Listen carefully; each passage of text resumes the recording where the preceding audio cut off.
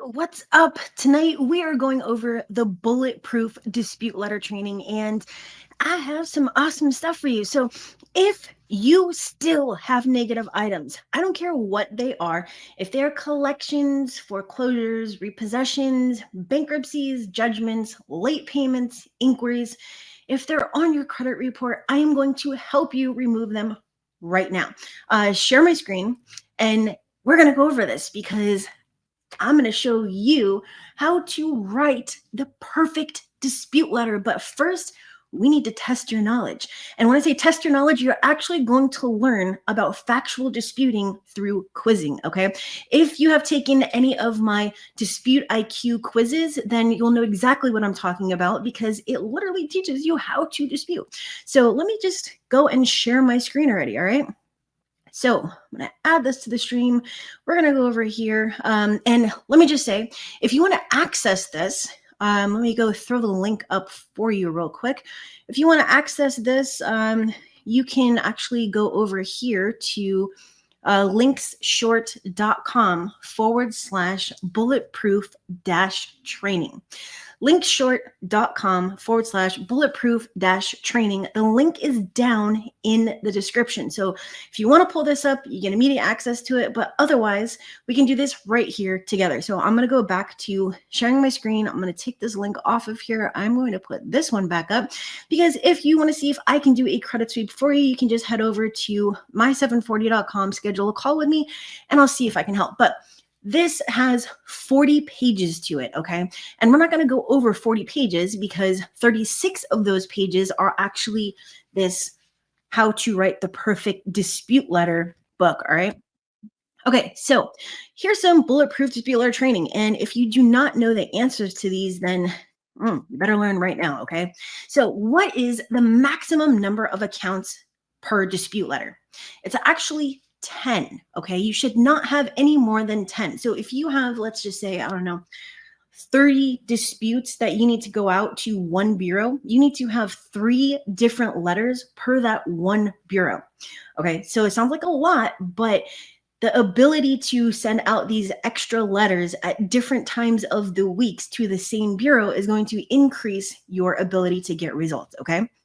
Let's go to number 2. What is the correct order from easiest to remove to most difficult? And because I don't have the key up here with me, we're just going to do this together. So from easiest to remove to difficult would be medical collections, and then judgments and tax liens, utility bills and other third-party collections, inquiries, then late payments over 2 years old, then late payments then late payments less than 2 years old, then debt buyer collections, then charge-offs, then foreclosures and repossessions, then student loans, and then bankruptcy. Bankruptcy is going to be your most difficult to remove.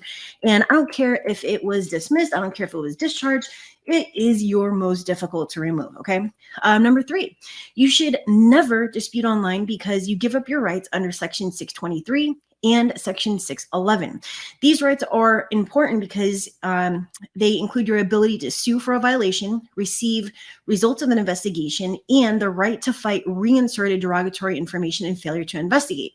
You also make it easier for the bureaus to automate the investigation because you submit a dispute directly to their system. Is this true or is this false? The answer to this is true.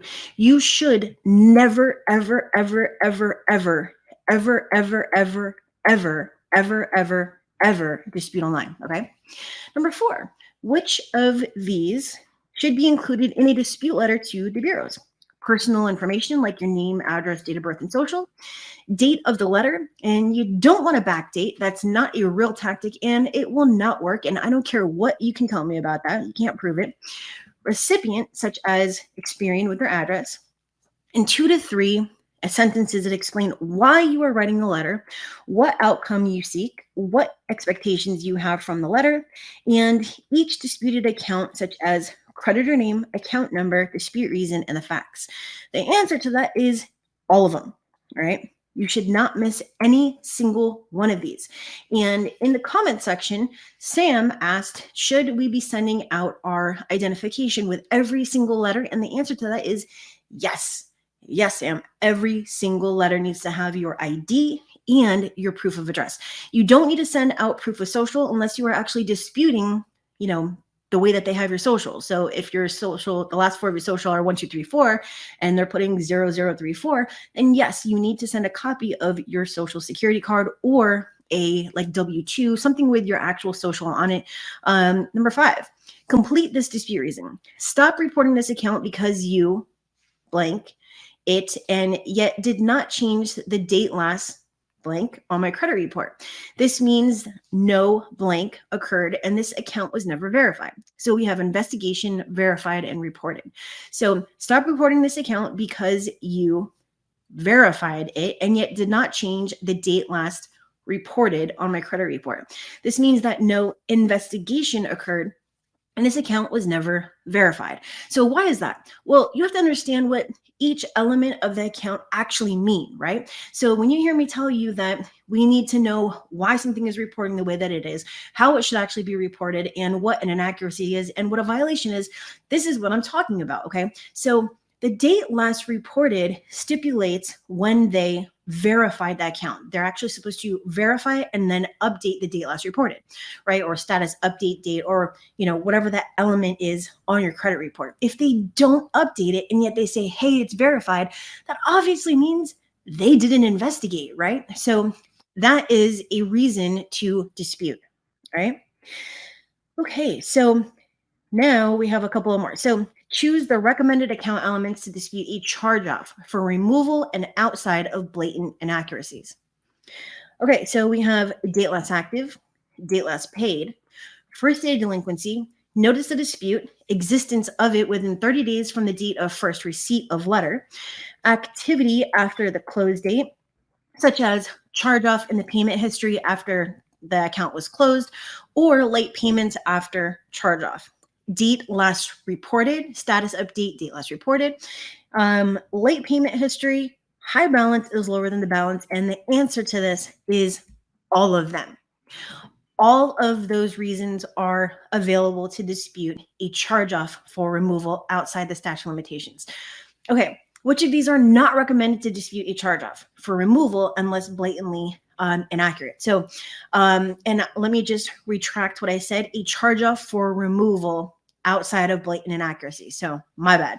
Okay, which of these are not recommended? Balance, limit, terms, status, high balance, type, and open date. It's going to be all of these unless the high balance is lower than the balance, or again, you have blatant inaccuracy, such as 2 or 3 different balances, right? All right, so let's go to the next one. Choose the recommended reasons to dispute a late payment for correction outside of blatant inaccuracies.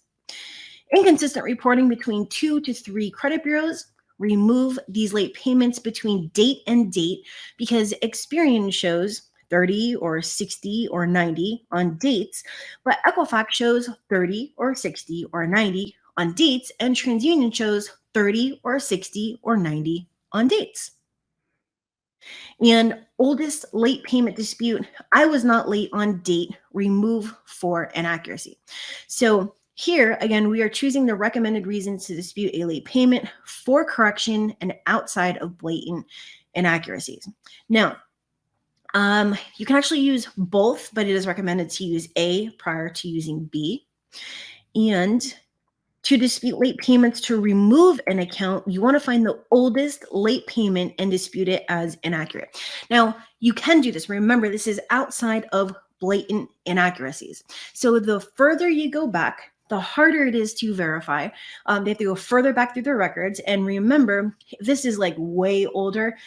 They were using paper and, now where everything is digital. So they had to move everything over, which means that it may have gotten, caught in the system or fell through the cracks or something, right? So the older it is, the harder it is to verify.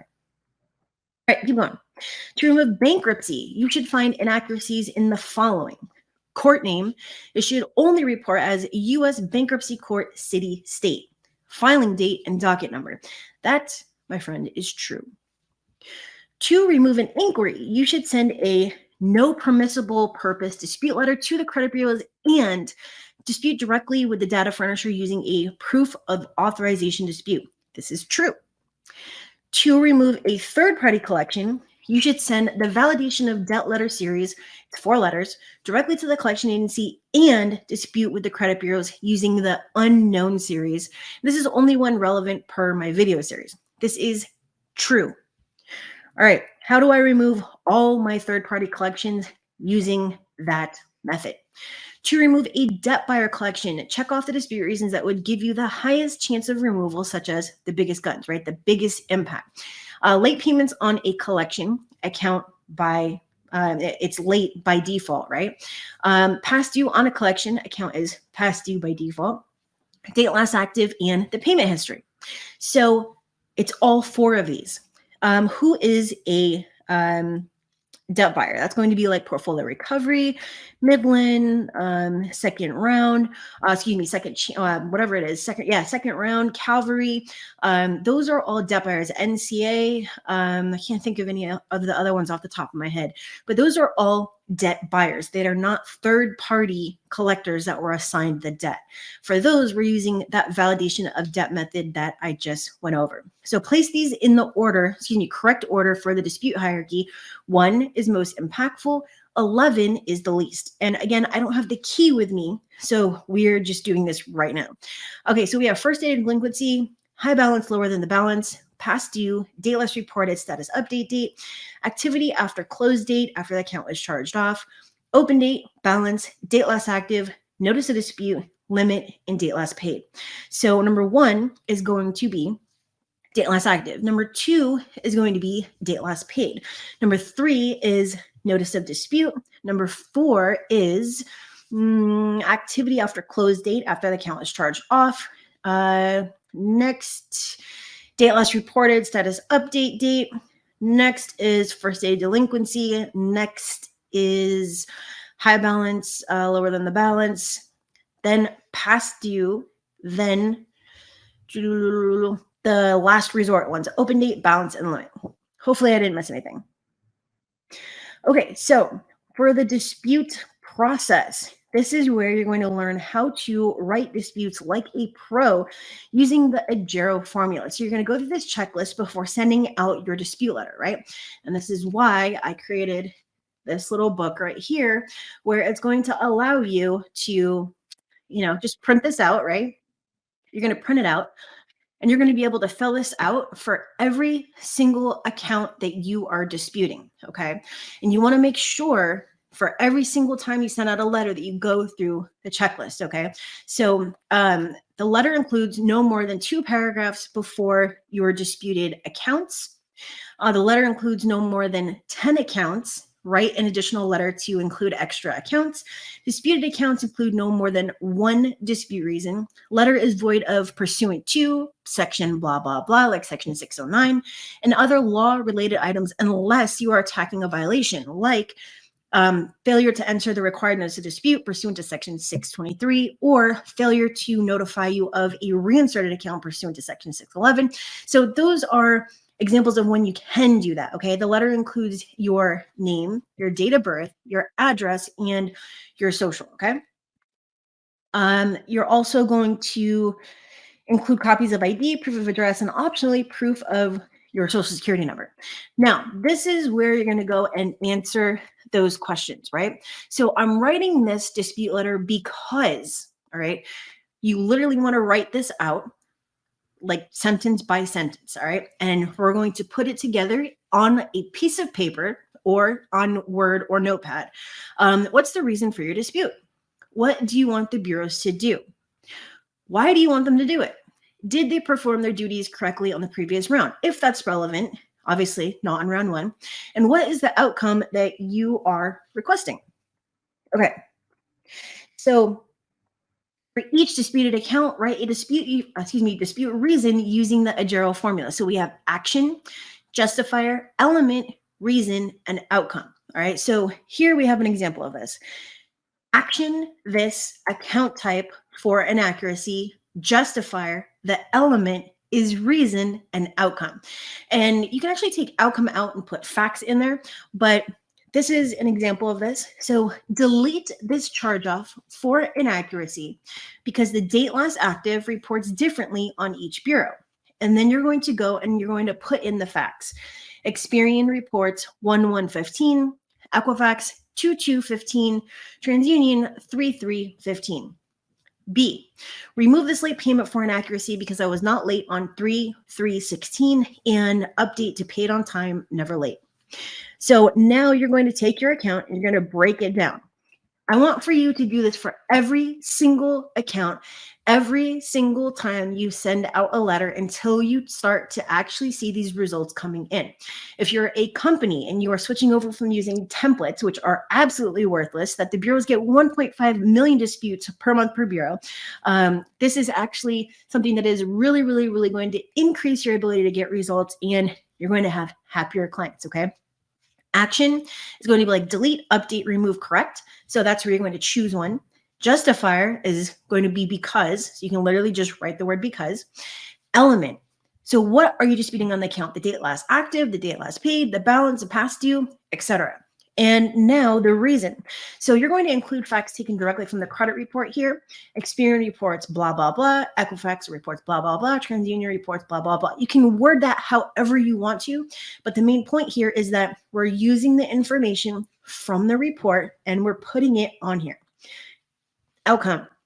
Update to paid on time, never late. Change the status to new status. Whatever it is, this is where you're going to put it, okay? And then now, you're going to put it all together. So you're going to create your full dispute reason using the AJERO formula from the previous question. I want you to write it out, okay? All right, so for each disputed account, write a dispute reason using the AJERO formula. Action, justifier, element, reason, outcome. We are back at the beginning of this. So as you can see, it does take a little bit of time to do this, but when you are a beginner, and you don't know how to use the credit suite method, when you are not seeing results because you've been disputing online, you've been doing phone disputes, you've been sending out templates, whatever you've been doing, even if it is the illegal identity theft method, this is going to show you how to write the perfect dispute letter, and you will be able to increase your results, okay? So I am going to go back. I'm going to stop sharing my screen here. And okay, so let's go and remove this. Again, if you want to see if I can do this for you, head over to my740.com. If you want to get access to what we just went over, you can use the link that you see on your screen to get this, which is how to write the perfect dispute letter. It's really, really simple. Click on the link. I think it's like 39 or something. You get media access to it and whatever. But if you don't want to do that, when this becomes a replay, you can go back and you can pause it and take your time to go through this, okay? This is very, very, very, very, very important. I took my time to create this for you because it's exactly what I use for every single client, every single time, every single round. And dude, 2021, 23,000 deletions, 2020, 20,000 deletions. So do I know what I'm talking about? Yes, there's no quick way to get results. There's no overnight process. There's all of those people out there that tell you that there's any other way than using the facts they're doing nothing other than trying to get you to, I don't know, click some buttons, use their software, like whatever. I mean, do I have products? Yes, I have products, but I also have 800 videos that I've invested the last 8 years of my life to teach you how to do this the right way, right? So if you are trying to switch over from using templates to a factual process, you want to make sure that you break down everything and you take your time to learn this, because, and if you were here with me in the beginning, the longer you dispute, the harder it is to get these things off. So you have to take your time to learn how to do this the right way. Now, if you did something illegal, right? Like using the illegal identity theft method where you're like, hey, I'm a victim of fraud. I'm a victim of fraud. Oops, sorry. And you want to move over to factual based disputes. Number one, you need to keep in mind, it might be harder for you because first you lie and you say, hey, I'm a victim of fraud. And then you're like, oh, no, I'm not a victim of fraud, but I do need to remove these accounts right here. So can you help me out? They're not going to want to help you out, okay? So this is another reason why this is so important to use the information that the bureaus, the creditors, and the collectors report themselves, because you're not just coming out with pulling crap out of a hat and trying to determine, the right thing, right? No, this is the right thing. It's called factual based disputes for a reason. Okay. So what you're going to do is you're not going to reference the fact that you said that you use, fraud as a reason. You're not going to say that. You're very simply going to pretend like it never happened. You're going to write a letter that says, Capital One account number 517-805. This account needs to be removed because the date last active report does blah, blah, blah. Or there's a violation because they didn't enter the required notice of dispute. So every single time that you send out a letter that you previously had done something wrong, don't remind them of it. Okay. Remember, everything goes into a database, massive databases with all of the letters that these 1.5 million consumers send in every single month to every single bureau, right? Or to all three bureaus, I should say.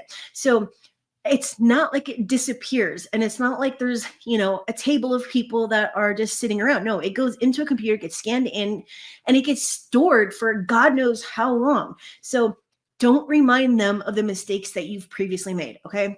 All right. I think that might be it, but I'm going to take this link off the screen. I will show this one again. And I think we're done for tonight. So if you want to write the perfect dispute letter, if you want to learn how to do factual disputes, if you want to learn how to do a credit sweep instead of credit repair, then I have the resources for you. Okay. Now, one thing that has come up a lot this week is what the heck is the difference between credit repair and a credit sweep? Well, that's very, very simple. Credit repair, my friend, is a one-size-fits-all, shot in the dark, maybe it'll work, maybe it won't type of deal where there's nothing strategic, there's nothing that is targeted. It's like I said, a shot in the dark, right? Versus a credit sweep. And again, credit sweep is not the illegal identity theft method. A credit sweep using the AJERO formula, the custom targeted factual disputes, is like literally, dude, you're using the information right from the credit report. Like how can they refute that information? They can't. It just takes a little bit of time to prove that you're not going to go away and that you're going to stand there banging on that door, right? So credit repair is normally what these other companies do, right?